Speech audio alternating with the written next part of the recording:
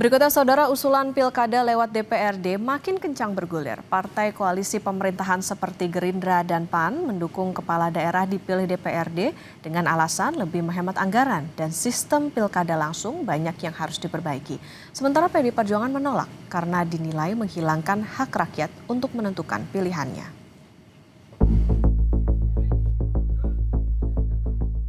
Bisa jadi tak ada lagi TPS, kotak suara, dan bilik suara di lingkungan tempat tinggal warga saat pemilihan kepala daerah untuk periode selanjutnya.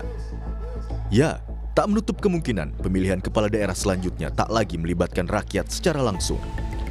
Ini karena adanya usulan pemilihan kepala daerah nantinya akan dilakukan oleh DPRD. Partai Gerindra jadi salah satu partai yang sudah menyatakan mendukung usulan pilkada lewat DPRD. Ketua DPP Partai Gerindra Prasetyo Hadi bilang, pilkada langsung masih perlu diperbaiki karena ongkos politik yang mahal, baik dari sisi calon maupun dari sisi pemerintah sebagai penyelenggara.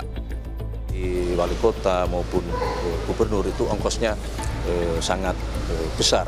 Belum dari sisi negara ya, dari sisi negara dalam hal ini mengenai pembiayaan. Nah inilah yang kemudian kalau kajian di kami internal Partai Gerindra, kami memang terus terang salah satu yang mengusulkan atau berpendapat bahwa kita berkehendak untuk mengembalikan sistem pemilihan kepala daerah itu melalui mekanisme di DPRD.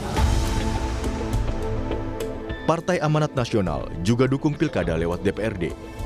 Wakil Ketua Umum PAN yang juga Wakil Ketua MPR, Edi Suparno menilai usulan pilkada lewat DPRD sudah sesuai dengan sila keempat Pancasila. Edi bilang, usulan pilkada dipilih melalui DPRD tidak bertentangan dengan konstitusi dan opsi tersebut layak dikaji dalam upaya perbaikan kualitas demokrasi di Indonesia.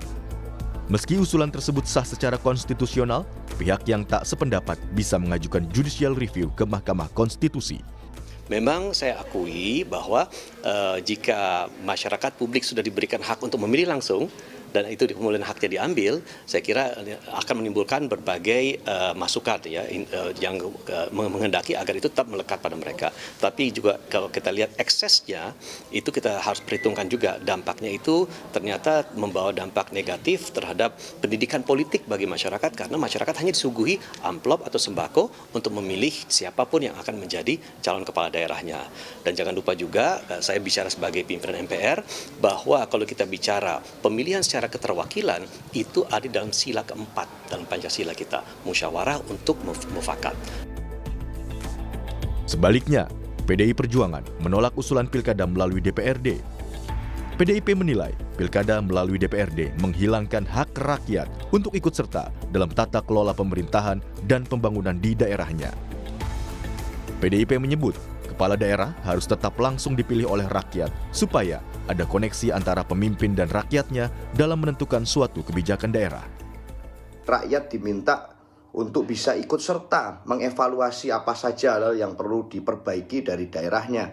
Bagaimana merancang tata kelola dan tata pemerintahan yang kira-kira diinginkan oleh rakyat dan ikut mendesain bagaimana kira-kira 5 tahun ke depan rakyat bisa ikut berpartisipasi dalam pembangunan. Dan seluruh proses tersebut itu dibuka melalui proses pemilihan langsung antara pemimpin dengan rakyatnya. Mendukung prinsip-prinsip dan asas yang mendukung pemilu yang menjaga hak-hak politik dan hak konstitusional rakyat. Ini memang bukan pertama kali muncul wacana pemilihan kepala daerah melalui DPRD. Salah satu alasan yang disorot adalah ongkos politik yang dinilai mahal. Tapi, benarkah pilkada melalui DPRD dapat menekan biaya politik atau sebaliknya? Pilkada oleh DPRD menjadi kemunduran demokrasi Indonesia dengan hilangnya hak rakyat memilih langsung pemimpinnya. Tim Liputan, Kompas TV.